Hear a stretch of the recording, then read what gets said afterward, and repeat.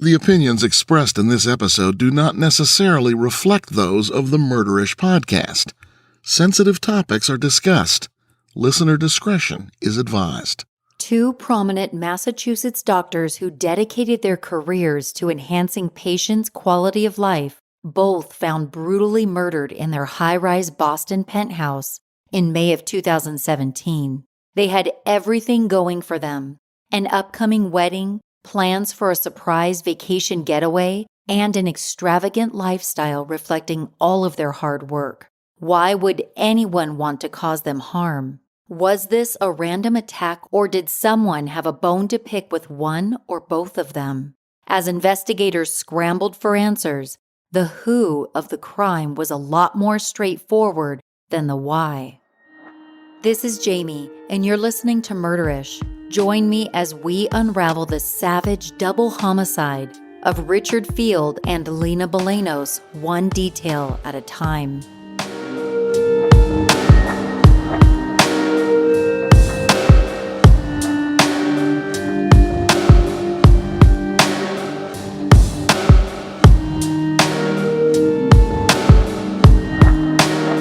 This case brings us to Boston, Massachusetts, specifically South Boston. Referred to by locals as Southie, the neighborhood has a lot of history. During the Revolutionary War, its fortified military base, Fort Independence, was the site of the first conflict between British forces and American soldiers. It remains standing to this day, making it the oldest continually fortified granite site in what was once British-occupied North America. Irish Catholic immigration also played a pivotal role in South Boston's past. In 1901, the area boasted the very first annual St. Patrick's Day parade in the country. By contrast, in the 1970s and 80s, Southie saw its share of violence between rival Irish gangs, most infamously the Winter Hill Gang led by James Whitey Bulger, whose story was featured on Murderish in a recent episode.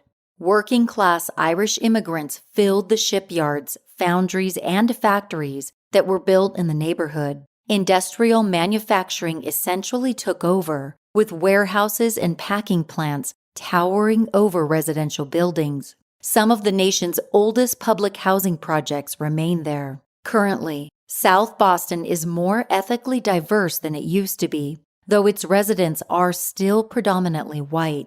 It is considered a desirable area for young professionals and families due to its proximity to public transit. Gentrification has also made it a relatively safe part of Boston. Southie has become the site of trendy, upscale housing. Long-standing factories and manufacturing plants have been converted into open-concept lofts, which can cost upwards of several $1 million.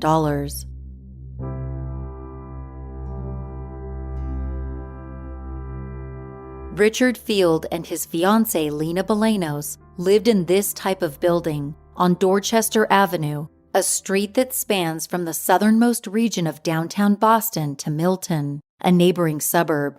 Today, Dorchester Avenue is lined with boutique condos and sprawling high-rises, most of which only the wealthy can afford. The couple lived in the MacAllen building, deemed by the owners as one of Boston's most luxurious, amenity-filled loft-style luxury properties on the real estate website Luxury Boston. The property features an on-site gym, movie screening facilities, a rooftop pool, and 24-hour security. Richard and Lena owned a penthouse condo on the 11th floor of the MacAllen, enjoying a lifestyle most would envy. While neither doctor flaunted their wealth to patients, their financial status was reflected through frequent international trips and flashy material possessions.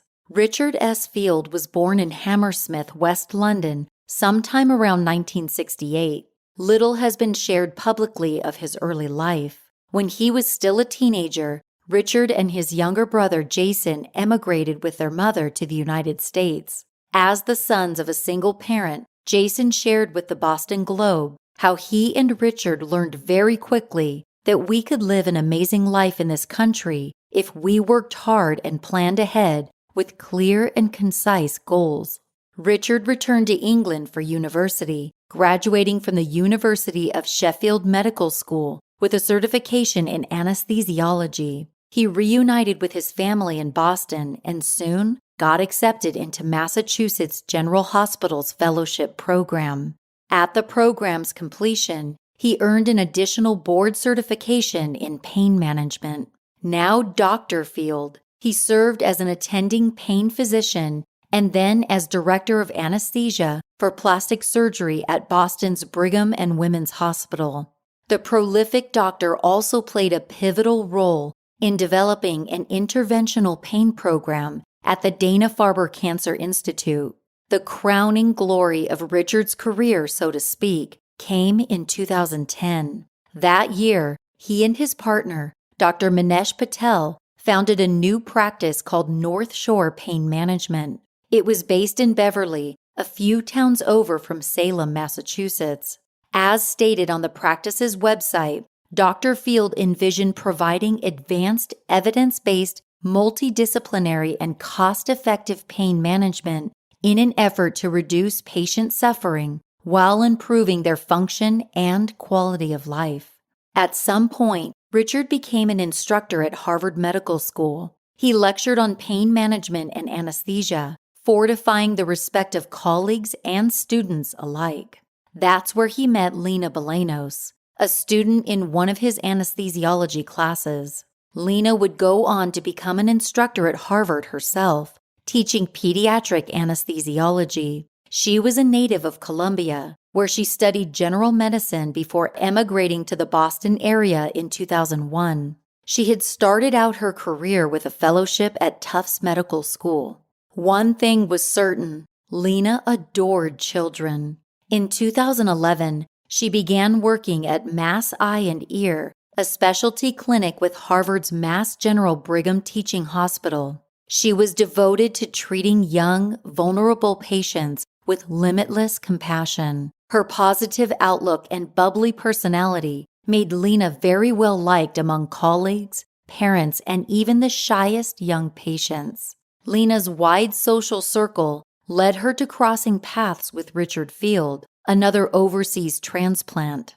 Richard and Lena realized immediately how much they had in common and began dating in 2014. Despite there being an 11-year age gap between them, they truly seemed destined for one another. They bought a lavish condo in South Boston's stylish Seaport district, with Richard regularly making the 40-minute commute north to his practice in Beverly.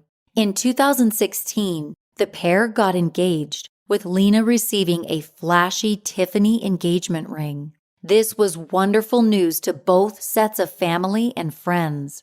Everyone was genuinely happy for the glowing, well-matched couple. Both Richard and Lena's social media pages were littered with photos documenting their travels, posed together at social events, or displaying their mutually goofy sense of humor. They looked forward to a very bright future together, with great company, good times, and more international adventures. According to The Guardian, they had planned to marry in Colombia, so Lena's family could attend the wedding. It never occurred to them that someone they probably only interacted with a handful of times would end up changing everything.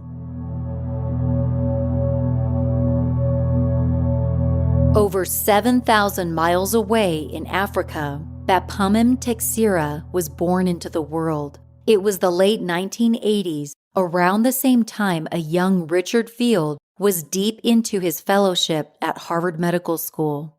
But in Guinea-Bissau, a West African country that is largely rural and considered one of the poorest countries in the world, Texira was born into a family of 6. Before he reached the age of 1, his father left the family, leaving Texira's mother to raise 4 children on her own. Her best friend, Maria Luisa Texira, stepped in to help. They were such close friends, Maria Luisa decided to move in with the family. Together, they co-parented all of the children, with Maria Luisa acting as a surrogate mother since the boy was a toddler. In 2002, Texira's biological mother passed away when he was just 14 years old.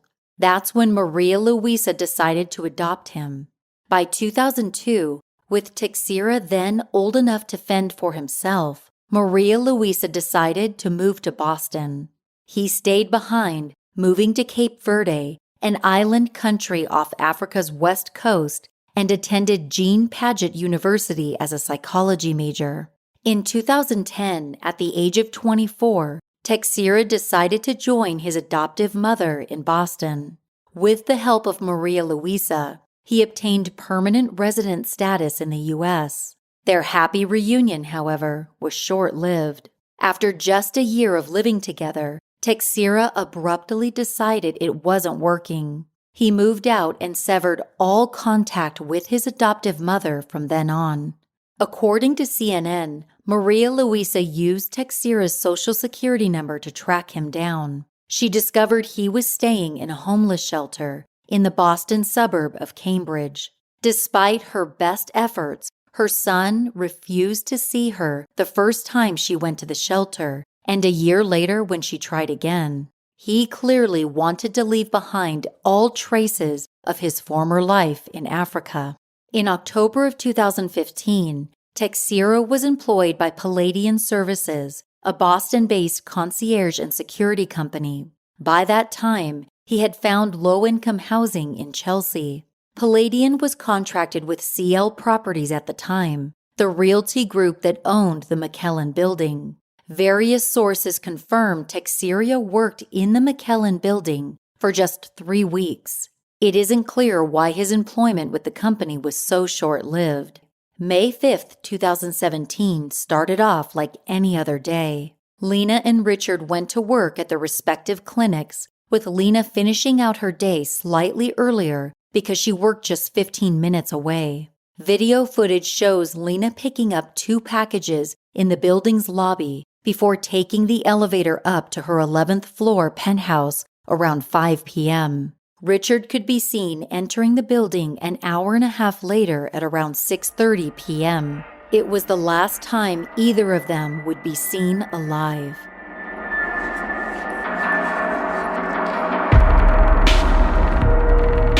If you're just coming off a long quarantine and can't imagine going back to work wearing uncomfortable pants to the office, you're not alone.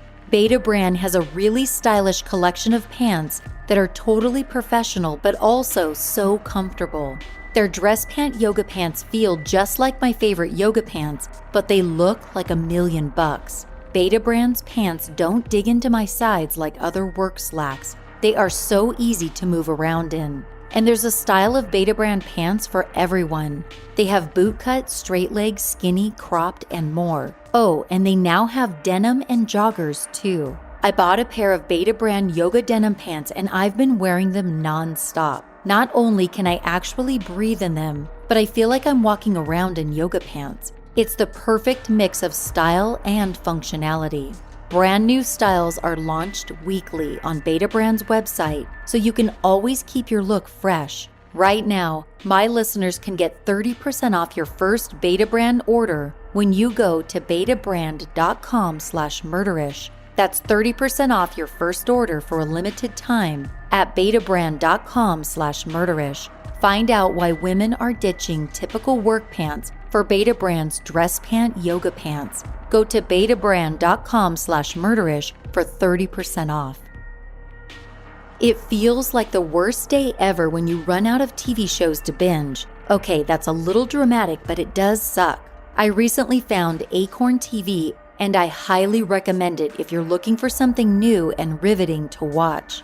Acorn TV is a British streaming service that offers exclusive premieres and originals you can't get anywhere else. There are a bunch of really great TV shows from around the world, award-winning mysteries, dramas, comedies, you name it. They are constantly releasing new content, so you'll never run out of things to watch. If you're someone who cozies up with a classic mystery novel, then you will love the newest Acorn TV original, Whitstable Pearl. The show is based on Julie Wasmer's best-selling novels and follows a restaurant owner turned local detective who, in her first case, finds the body of a close friend.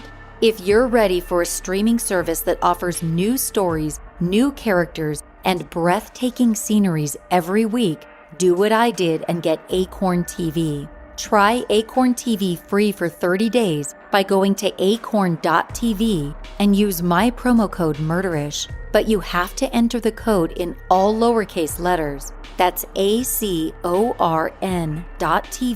code MURDERISH, to get your first 30 days free. At 7:41 p.m., the first 911 call came in from Lena, who was using Richard's cell phone. According to the Boston Globe, the dispatcher would later report the voice on the other line was muffled and incomprehensible. Lena started to give the dispatcher her address, but the line went dead. 4 other calls were made to 911 from Richard's phone between 7:06 and 7:46 p.m. All of the calls were either disconnected or hung up before they could go through. In a last-ditch effort to get help, Richard sent a series of text messages to Matthias Heidenreich, a research scientist and friend of the couple who lived nearby. The broken-up text messages read, "Call 111, gunman in-house, please, now, serious." Unfortunately, Matthias didn't notice the texts until about a half hour later, and when he read them, he was confused by their meaning and couldn't tell if they were part of some weird prank. Matthias showed the text messages to his girlfriend, Fabiana, who insisted he reach out to Richard and Lena. When both of them didn't answer their phones, Fabiana contacted the building's concierge to inform them of the text messages mentioning a gunman. It wasn't until 8:30 that night that the concierge called 911. When officers arrived at the scene a little under 10 minutes later, Teixeira approached them in a hallway just outside the apartment. He appeared to be brandishing a weapon. Officers fired 3 shots, injuring him in the hand, leg, and abdomen. According to Detective Sean Wallace, as quoted in the Boston Globe, while Teixeira was being handcuffed, he said, "There's dead bodies. You guys are going to die." The suspect was taken to a nearby hospital to have his injuries treated. In the meantime, an investigation began with Teixeira as the sole suspect. He had, after all, flat out told officers at the crime scene about the bodies inside. When detectives entered the dark apartment, they were faced with a scene that was both gruesome and bizarre. Lena and Richard were both found lying in a pool of blood, their wrists bound in duct tape. Both of their throats had been slashed. Scrawled on the walls in agitated handwriting were the phrases, "He killed my wife 15 years ago," and "payback." Even more bizarre, Richard's eyes had been crossed out in photographs that adorned the walls. It seemed like revenge was a potential motive, but for what? When national news broke that the doctors had been brutally murdered, friends, family, and patients were devastated. Both Richard and Lena contributed so much to the world. It didn't make sense that someone would want them dead. On Tuesday, May 9th, Richard's family released a statement to media outlets.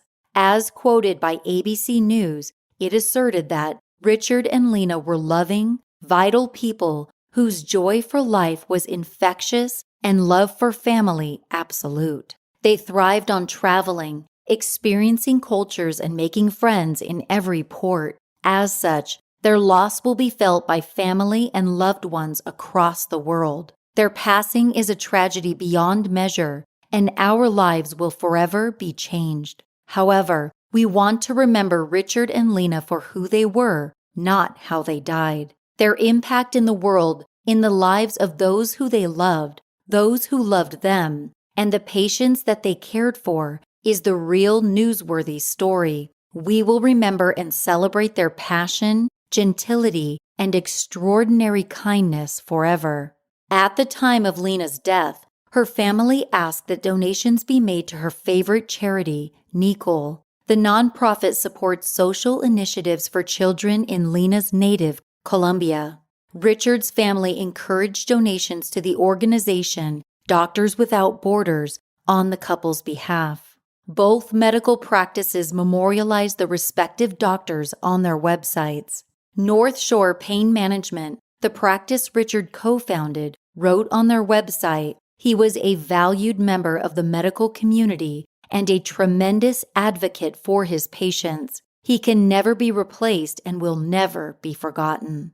One woman mentioned in the Boston Globe had been a patient of Dr. Field for over 12 years. She reacted by saying, "I feel like I lost a friend." Mass Eye and Ear, the practice where Lena worked, released a touching tribute video on their homepage titled Remembering Lena. The hospital's communications department released a statement that read, "There are no words to capture the profound loss we feel, but many of us have found great comfort through shared reflections and stories about Lena, her infectious love of life, and her roles as a compassionate clinician, caregiver, and friend. She treated every patient with a deep compassion that was noticed and appreciated by their families. It was tragic beyond measure to consider the special care their patients would be deprived of now that Dr. Field and Dr. Bolanos were gone. The couple dreamed of opening a clinic for the poor in the Bahamas, according to the Boston Globe. Countless people were impacted by this tragedy. Boston Police Sergeant Detective Michael Devane and Detective Michael Walsh led the investigation. The investigative team started by retrieving security footage from the apartment building to try to understand how Teixeira had even gotten into the building. According to CNN, at around 4 p.m. on the day of the crime, a figure wearing gloves, a hooded jacket, and a bright yellow shirt made his way through the building's garage. He was also wearing a backpack, which would play a substantial role in the crime later.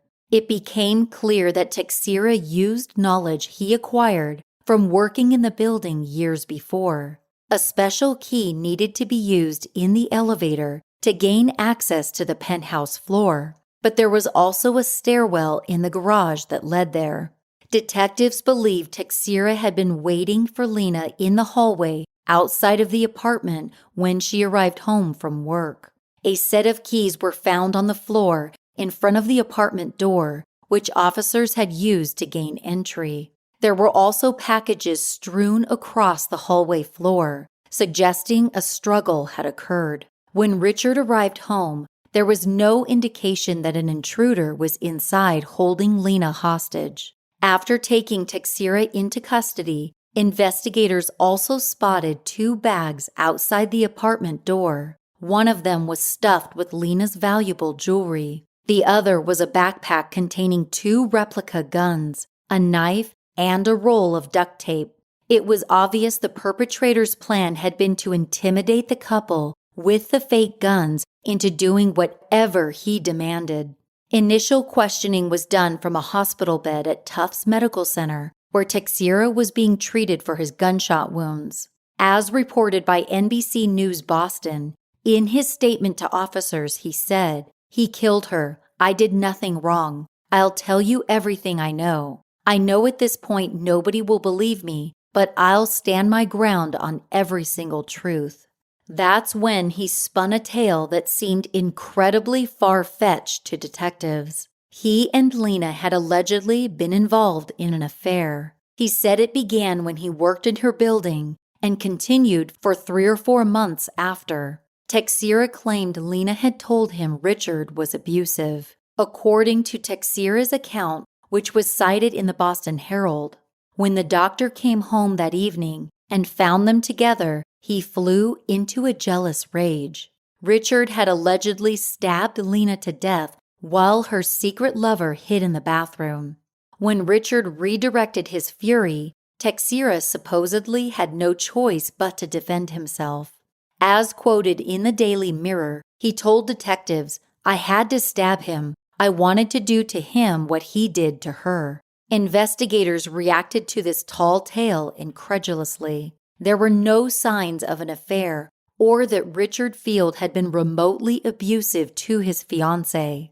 What's more, Teixeira couldn't even give the police Lena's correct name, referring to her as Linda when he gave his statement. Not knowing her correct name made the supposed affair seem highly unlikely.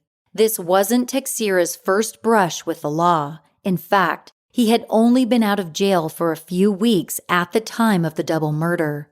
According to a Boston Globe article, he had targeted the same bank in two 2014 robberies, passing notes to tellers and demanding money while carrying a replica gun. In September of 2016, as part of a plea deal, Teixeira's charges were downgraded from a felony to a misdemeanor in exchange for a guilty plea on 2 counts of larceny. Judge Lisa Grant sentenced him to 364 days at the Suffolk County House of Correction. If his sentence had been just a day longer, he would have been facing deportation. Why the judge exhibited leniency is unknown. After serving his sentence, Teixeira was homeless and desperate for money. That's likely when he recalled the affluent building where he once worked, the MacAllen. On May 8th, while resting in his hospital bed, Teixeira was indicted for 2 counts of first-degree murder, 2 counts of armed robbery, kidnapping by confinement, and 1 count of armed home invasion. The Associated Press reported that for most of the bedside arraignment, 30-year-old Teixeira kept his eyes closed. A more formal arraignment in court would occur several months later on July 10th. Teixeira entered a plea of not guilty on all counts. He was held without bail at Suffolk County Jail and was assigned public defender Stephen Sack. While the families of the victims awaited trial, they took matters into their own hands. In early August of 2017, they filed a civil lawsuit for wrongful death. The Court Square Press Building Condominium Trust, who owned the MacAllen building, and Bayberry Management Company, who managed it, were both named along with the security company at the time. The lawsuit alleged building security was inadequate and enabled the crime to happen. The door to the staircase in the garage that led up to the penthouse was supposed to be locked at all times. It clearly was not locked on the evening of the murders. As mentioned by CBS News Boston, the lawsuit also claimed the security guard on duty that night took 20 minutes to call 911 after being alerted of the presence of a gunman. According to the Boston Globe, in early 2017, Highbridge Concierge took over the contract for the building's security services, but Palladian, the security firm that had hired Teixeira, hadn't informed the new company of their former employee's criminal past. In fact, Teixeira had passed Palladian's background and reference checks. The robbery charges had not been filed until 2016, after the company had already employed him. Teixeira's short-term employment had equipped him with enough knowledge to identify gaps in the building's security. The 11-page complaint against Palladian, Highbridge, Bayberry, and the Trust contained charges of wrongful death, conscious pain and suffering, and criminal negligence. No follow-up stories were released by media outlets, so it's uncertain if the case was dismissed or led to the family being awarded a settlement. The 2-week-long trial began on November 19, 2019, in Suffolk Superior Court, with Judge Mitchell Kaplan presiding. Richard and Lena's loved ones filled the courtroom. Lena's mother, Ana Delia Vergara, even flew in from Spain to attend the trial. In opening statements, Assistant District Attorney John Pappas focused on how nonsensical Teixeira's version of events would come across. Pappas was quoted in the Boston Globe as saying, "It makes no sense compared to all of the other evidence in this case." In Stephen Sack's opening statements for the defense, he stated there was no evidence that the defendant had broken into the couple's penthouse. Jury members heard the only 911 call that had gone through, when Lena was cut off before she could give the dispatcher the full address. Her godmother, Amanda Gibbs, testified that she recognized Lena's voice on the call. The recording of Teixeira's bedside statements were also played in court. As documented by the Boston Globe, Teixeira can be heard telling the lead detectives in a whisper, "I'm homeless. I got no money. That's my worst mistake because it's an opportunity for me to make money. That's all it was. Despite that admission implying money was the central motive, defense attorneys maintained Teixeira's story about the affair. The allegations of infidelity deeply upset the victim's family members. Assistant DA John Pappas would later remark to the Boston Globe that it was not enough for him to destroy their lives, he had to destroy their names as well. Yet video surveillance showed Teixeira lurking outside the doctor's building, indicating premeditation.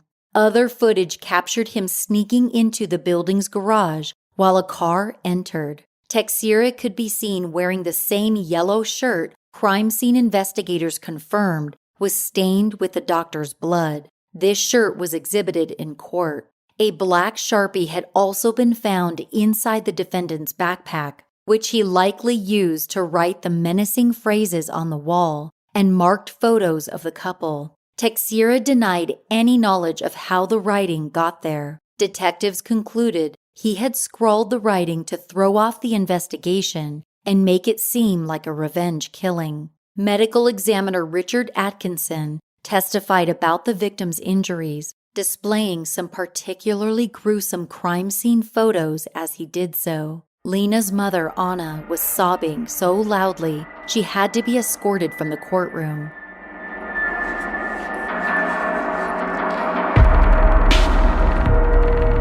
I'm going to be traveling out of town soon, and I'll definitely be taking my Hedgren Aura backpack with me. Hedgren, an essential bags and travel gear company born in Belgium, puts emphasis on freedom of movement in every product they offer. Every single Hedgren bag is made with smart functionality, intuitive design, freedom of movement, and their products are affordable. For my out-of-state trip, I needed a functional backpack that could fit my laptop and numerous accessories, and one that was comfortable to wear and travel with. My Hedgren Aura backpack is water repellent, has a padded laptop inner pocket, and comes with a 2-year warranty. And not to mention, it looks good too. The backpack is lightweight and has numerous pockets to keep my things organized and easy to access. And the backpack feels durable, like it's going to last me a very long time. I also love that all of Hedgren's bags, whether it's a backpack, crossbody, or tote, come with a Hedgren cube dangle that signifies strength, inclusiveness, and harmony. Order a bag and receive a 20% discount by going to hedgren.com/murderish and use promo code MURDERISH20 at checkout. Enjoy free shipping with your purchase. That's hedgren.com/murderish for 20% off and promo code MURDERISH20 at checkout for free shipping. If there's ever been a year to make the dads in your life feel loved and appreciated on Father's Day, it's this one. Many of us, myself included, had to be away from our fathers and father figures during the pandemic. It was such a rough time for my dad, not being able to see his family for such a long time. That's why I'm honoring him with a heartfelt, sentimental gift the whole family can cherish together forever. StoryWorth is an online service that helps your dad or father figure share stories by answering interesting questions about their lives and personal thoughts. It's a really great way to stay connected and engage with them, especially if you can't spend time with them in person.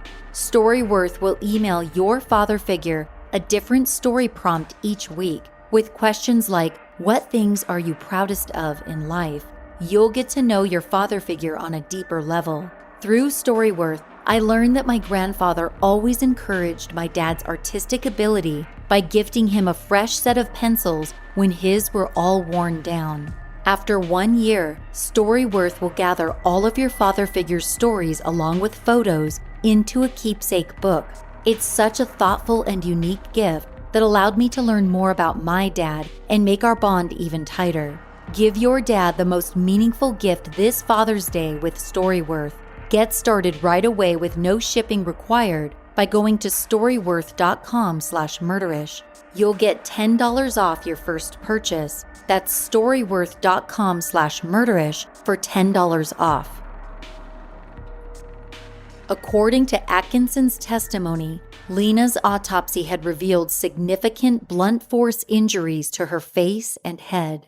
She had also been stabbed 24 times in the neck. Some of the cuts had fatally severed her internal jugular vein. Richard had died from a single stab wound to his neck that severed his carotid artery. Both victims had also sustained injuries confirming their hands had been bound prior to death. In total, 300 evidentiary exhibits were presented at trial with nearly 30 witnesses giving testimony. Among those taking the stand was the friend Richard had frantically text messaged while the crime unfolded. Matthias's testimony undermined Teixeira's attempts to vilify Richard's character. There were no witnesses for the defense. In Sachs' closing statements, published in the Boston Globe, he said, "I never told you he didn't kill Richard Field because he did. He killed him in self-defense, and that's not murder." Whether real or imagined, he believed he was having a relationship with Lena Bolanos. Sometimes the hardest thing to believe is the truth. Assistant DA John Pappas restated the absurdity of the assailant's alibi. According to the Boston Globe, Pappas ended his statement by commiserating, "Lena will forever be Richard Field's fiancée, but never his bride." After closing arguments, Teixeira had to be removed from the courtroom twice due to inappropriate outbursts. According to Boston 25 News, in his initial outburst, the defendant lunged at Assistant DA John Pappas while making threats about the prosecutor's wife. The news outlet quoted Teixeira as shouting, "Hey Pappas, you better hope I never get out of jail." The jury had not been in the courtroom at the time. The second outburst was evidently intended to taunt the victim's loved ones. As cited in the Boston Globe, Teixeira turned to Richard's mother, Kate Martin Zamora, and shouted, "Want to know his last words?"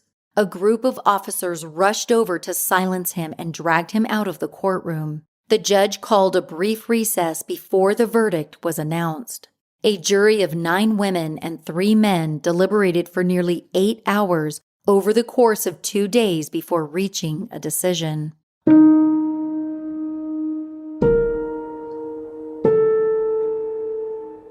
While detained in a nearby room to avoid yet another hurtful outburst, Teixeira heard the trial verdict read aloud. He declined the opportunity to make a statement, merely nodding his head before being taken into custody. Bampamim Teixeira was found guilty on 2 counts of first-degree felony murder. The 33-year-old was also found guilty on all other counts: home invasion, kidnapping, and armed robbery, making a grand total of 7 charges. A sentencing hearing came 2 days later.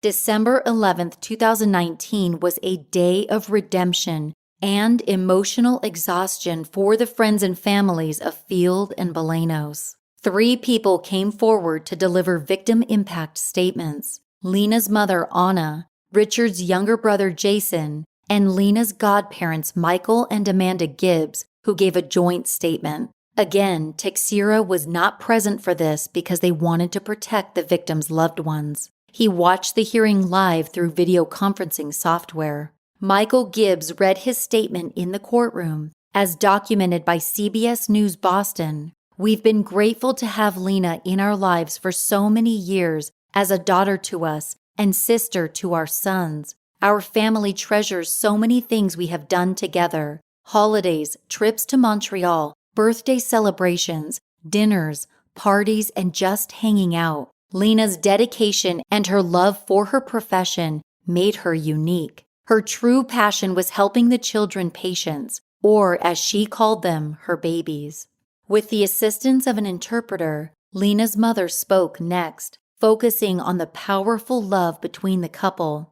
As reported in the Boston Globe, Anna conveyed, "She loved Richard very much and he loved her. They were a gorgeous couple. He was the love of her life, and they will love each other forever in heaven." She added, "I just want to thank God for choosing me as a mother of that exceptional being. I will live eternally grateful and very proud of all that she accomplished in her short life. Jason Field, Richard's brother, shared that Lena had been planning a surprise trip that included family and friends joining them to celebrate Richard's upcoming 50th birthday. Lena planned to take him to Mauritius Island in the Indian Ocean. The grief-stricken sibling was quoted by the Boston Globe as saying, "We try and keep Richard and Lena alive now by believing they are traveling to some faraway, exotic place, and they will soon be back to share with us their incredible experiences." At long last, for committing the brutal double homicide, Teixeira was sentenced to 2 consecutive life sentences without the possibility of parole. As a formality, the judge also sentenced him to 25 years for armed robbery, 20 years for home invasion, and 9 years for kidnapping. Teixeira will be incarcerated through his final days in the state's maximum security prison in Walpole. While the outcome of the trial gave the doctor's loved ones some sense of closure, they still struggled to understand why this happened to them. Michael Gibbs, Lena's godfather, remarked to the Boston Globe, "There is no answer. Some people, for whatever reason, they become evil in their ways." Several editorials emerged throughout the case criticizing the plea deal Teixeira had been offered for his 2016 crimes. If the West African native had been deported after these 2 offenses, he would not have been present to commit the murders. Ultimately, a slew of factors contributed to this crime happening. We can blame the building's security flaws, the judge who kept the repeat offender in this country, or the plight of rising up from poverty, especially when you're an immigrant. Yes, these factors contributed, but it was one man's callous decision to take the lives of 2 innocent people who were just trying to make positive contributions to the world. Though the killer has been held responsible for his actions and punished, the families of Richard Field and Lena Bolanos will, in a deep sense, be punished for the rest of their lives.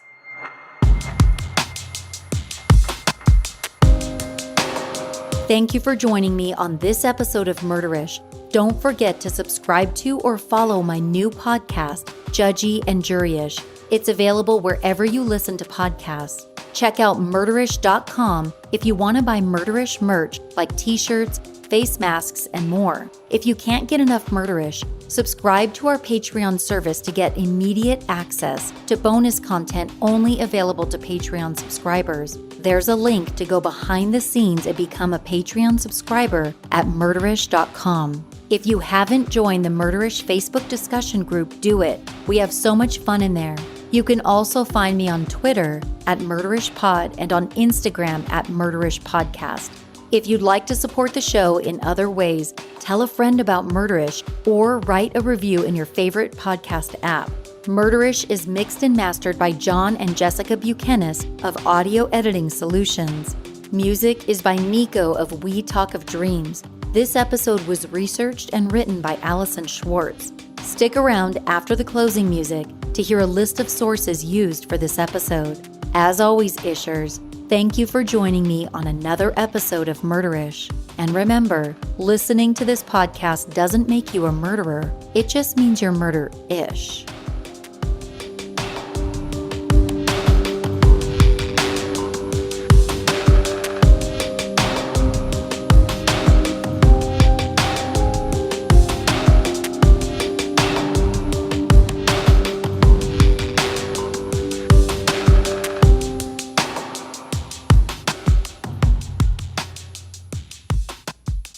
Sources for this episode include an Associated Press WBUR article dated December 10, 2019, a Canadian Press article in the Newspaper Source Plus database dated July 10, 2017, a CBS News Boston article dated December 13, 2019, a CBS 5/8 Boston article by CNN dated December 6, 2019, a print article by Tristan Kirk Courts in the Evening Standard dated December 11, 2019, a CNN.com article by Lauren Del Valle dated December 13, 2019, an article in the Boston Globe by Katie Edmondson and Nicole Fleming, dated August 7, 2017. An article in The Guardian dated May 11, 2017, by Jamilis Lardy. A Toronto Star article dated May 9, 2017, by Denise Lavoie. An NBC News article dated December 6, 2019, by David K. Lee. A U.S. News article dated May 8, 2017, by Juliette Linderman. Information found at the Mass General Brigham Hospital website at focus.masseyeandear.org dated May 16, 2017. A CNN.com article dated November 25, 2019 by Christina Maxiris. An article in the Boston Herald dated August 8, 2017 by Bob McGovern. A CBS News Boston article dated May 8, 2017 by Louisa Moeller. A print article in the Boston Globe dated December 6, 2019 by Shelley Murphy. Another article in the Boston Globe dated December 11, 2019 by Shelley Murphy. A print article in the Boston Globe dated December 10, 2019 by Shelley Murphy and John R. Element. An article in the Boston Globe dated November 25, 2019 by John R. Element and Shelley Murphy. Information found at nspain.care.com dated 2017. An article in the Daily Mirror dated February 16, 2020 by Gail Shortland. An article in the Boston Herald dated December 9, 2019 by Marie Sanislo. An article in the Boston Herald dated November 21, 2019 by Aaron T.